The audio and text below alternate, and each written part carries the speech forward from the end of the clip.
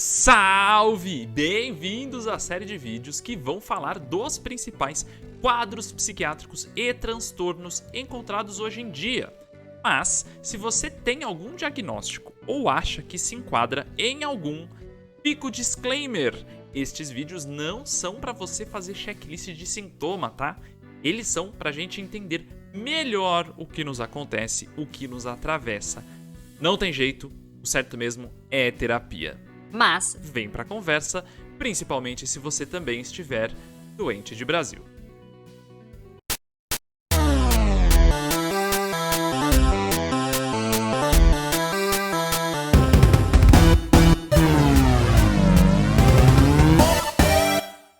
O primeiro passo pra gente se situar é entender quem é que fala que o depressivo é depressivo ou o que é ansiedade. Desde 1952 é este livro aqui, o DSM, Diagnostic Statistic Manual, o Manual Diagnóstico e Estatístico de Transtornos Mentais.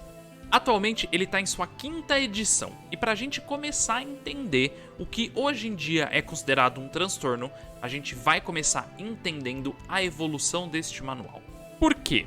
Primeiro vamos desnaturalizar algumas conclusões. O que hoje em dia nós entendemos como doença, como transtorno, nem sempre foi considerado assim.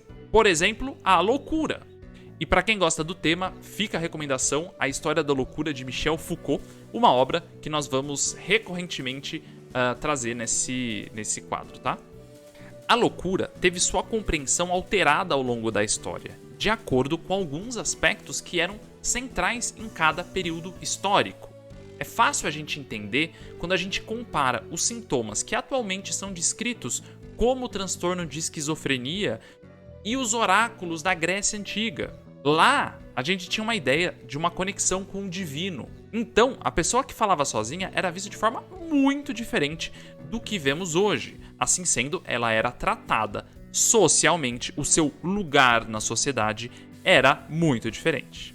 Tá, então se a compreensão do que é sintoma, do que é transtorno, do que é adorado e do que é rejeitado em uma sociedade muda de acordo com o período dessa sociedade, por que hoje os nossos sintomas, os nossos transtornos, o nosso sofrimento são esses e não outros? Por que em 1900 a gente tinha histeria como foco dos atendimentos, né? E hoje a gente olha para outros e outros tantos, como depressão, ansiedade, borderline, burnout. Bom, para responder isso, a gente precisa falar do manual que classifica esses transtornos. Quem diz que transtorno é transtorno? Desde 1952, a Associação Americana de Psiquiatria, que foi quem criou o DSM. Na primeira edição, o DSM tinha 106 categorias descritas. O DSM-2, que foi criado em 62, aumentou as categorias para 182, mas fora isso não teve muita diferença, não teve muita mudança.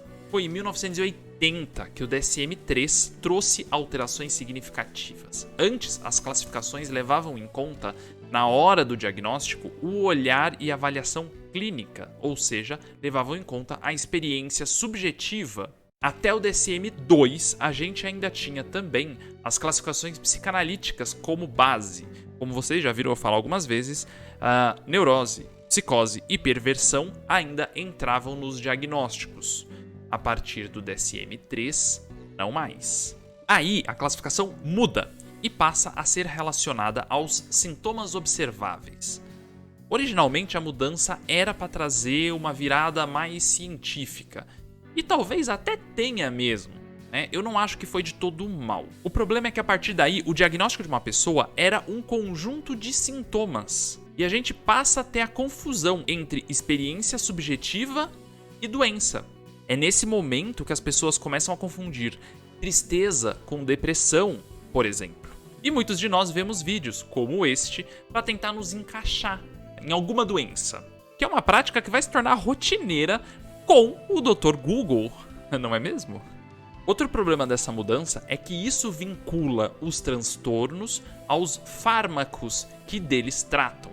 Se eu tenho uma lista de sintomas para determinado quadro, É só eu ter um remédio que combata cada sintoma que eu tenho uma cura para aquele quadro. Isso afasta a percepção da importância da gente entender os motivos que levaram ao quadro e o que significa aquilo na vida do sujeito. Integrar a história do sujeito com um momento importante que levou a um adoecimento psíquico. Eu gosto da metáfora do braço quebrado para falar da farmacologia, no caso de transtornos mentais, né?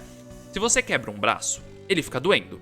Aí você usa a medicação para aliviar a dor, mas é só se você engessar que a fonte da dor cessa. Para os problemas psíquicos, muitas vezes a gente investe em tamponar a dor. E isso é bom, ninguém tem nem precisa ficar vivendo com dor. Mas a gente também precisa resolver a origem da dor. Porque parece que respondendo ao sintoma, eu estou resolvendo o problema. E não estou. Tratem dos sintomas, sim, mas não se enganem de que isso é resolver o problema. Não é. E a partir daí, psiquiatria e psicofarmacologia vão praticamente se fundir em uma coisa só. Em um dado momento, a descoberta de remédios que combatem certos sintomas vai fazer com que esse sintoma seja, inclusive, classificado como transtorno pelos manuais diagnósticos. E aí é foda. Tem uma história importante que vale a pena ser mencionada, que é a presença da homossexualidade como desordem nos manuais psiquiátricos.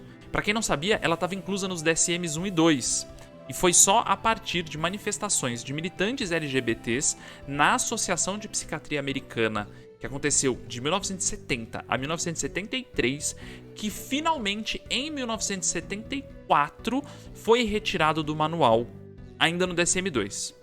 O problema é que essa decisão foi revista e ainda em 74 voltou a ser categorizada como distúrbio de orientação sexual. O cara que reviu essa decisão foi... Coloca o cuzão na tela aí. Esse aí. Robert Spitzer. Spitzer foi também o principal responsável pela formulação do DSM-3. Então, adivinha se na edição seguinte isso apareceu ou não. Foi classificado como homossexualidade egodistônica. Esse diagnóstico só foi retirado do manual em 1987. Mas o DSM-4, que ficou vigente até 2013, ainda possuía uma categoria que era dos transtornos sexuais. Vamos ler um pouquinho isso aí. Olha lá, DSM-4 na tela. A gente tem dentro dos entendidos como transtornos de identidade sexual e gênero e disfunções sexuais, dentre outros... dentre outros, transtorno da identidade sexual em crianças, em adolescentes ou adultos. E aí especificar se atraídos sexualmente por homens, atraídos sexualmente por mulheres, atraídos sexualmente por ambos, ausência de atração por ambos os sexos. Transtorno da identidade sexual, não especificada, transtorno sexual, não especificado. Isso ficou vigente até 2013. A versão atual, que foi publicada em 2013, é o DSM-5 e atualmente conta com 300 transtornos mentais. E, pasmem vocês, ainda traz na classificação disforia de gênero. Então, não se deixem confundir. Não naturalizemos sintomas e transtornos. Se hoje um sintoma é visto como tal, é porque isso responde a algum ponto do nosso momento histórico. Eu gosto muito da obra O Tempo e o Cão. Nela, a psicanalista Maria Rita Kell sugere que a depressão, e aí, sem romantizar de forma nenhuma o sofrimento de quem vive o quadro, tá? Mas ela sugere, ela propõe que o deprimido é aquele que de alguma forma se recusa a entrar na velocidade de produção contemporânea capitalista. Minha hipótese é de que as depressões na contemporaneidade ocupam o lugar de sinalizador do mal-estar na civilização. A depressão é sintoma social porque desfaz lenta e silenciosamente a teia de sentidos e de crenças que sustenta e ordena a vida social. Quando o deprimido assume uma velocidade outra, ele incomoda quem dele quer exigir produtividade. Por isso ele seria um sintoma social. E é essa resistência que as instituições de internação, as manicomiais, as comunidades terapêuticas, pretendem enfrentar. A resistência do esquizofrênico que fala sozinho na praça, ao invés de subir numa moto para entregar comida. Quer dizer que a gente tem que deixar as pessoas com transtorno abandonadas na rua, os deprimidos sem remédio, os epiléticos, os drogadictos sem tratamento? Não! Vamos tratar, mas entendamos por que e o que estamos tratando. E esse é um dos objetivos desta série de vídeos aqui do canal, tá? Venha se apropriar do conhecimento sobre sua própria psique. Ah, Vinícius, mas eu não tenho dinheiro para terapia. É caro, né? Perfeito. Vamos lá. Existem ferramentas públicas. Em primeiro lugar, Viva o SUS. cada cidade e região vai ter sua realidade, claro, mas muitos lugares têm psicologia como especialidade através do encaminhamento da rede básica, tá, gente? Seu quadro não é tão sério? Na sua região não tem essa opção? Ok, existem outras possibilidades e uma delas é através das faculdades. Os cursos de psicologia costumam oferecer atendimento gratuito que é realizado pelos alunos em estágio. É bom para todo mundo. Além disso, tem escolas, institutos, centros de estudo, espaços educacionais, tem uma caralhada de lugar que oferece esse tipo de serviço, ou na faixa ou a preços populares. Seu quadro é mais sério? Procura um CAPS, Centro de Atenção Psicossocial. Eu não vou cansar de dizer isso, procura um CAPS. Procura um CAPS. Procura um CAPS. Outra opção são os grupos e coletivos de psicólogos que oferecem tratamentos populares para quem precisa. E se você está vendo esse vídeo e é psicólogo que participa de um desses grupos, por favor, coloque nos comentários para o pessoal saber como te encontrar. Agora, se você tem condições, pense que um terapeuta também é um profissional e pagar uma consulta é também uma forma de valorizar o trabalhador. Além disso, a gente tem a ideia da importância de investir no processo terapêutico, também a partir do investimento financeiro. Quando você investe na sua saúde mental, isso diz também o quão importante ela é para você.